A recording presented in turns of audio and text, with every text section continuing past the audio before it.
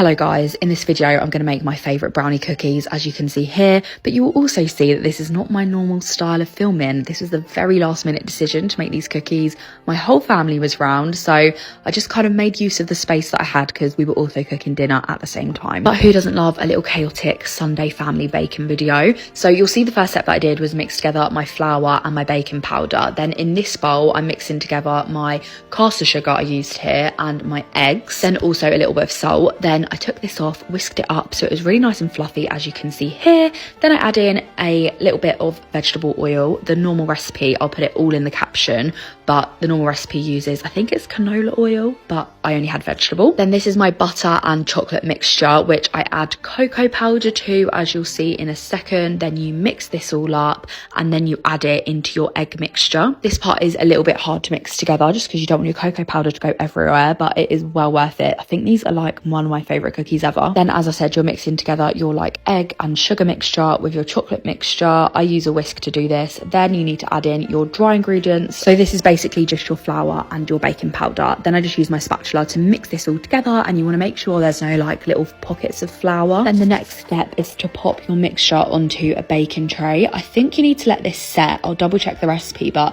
I think you need to let the mixture set for like a couple of minutes, maybe 5 minutes, before you start spooning it on. I do heaped tablespoons and then I kind of just plonk them on. I don't think these really need to be neat when you put them on because they do naturally kind of round out in the oven, which is a good thing about this recipe. Then you pop them into the oven. I think when they've got 2 minutes left, you need to take them out and bang them on the side. And this is what they look like once they're out. These are honestly just so delicious.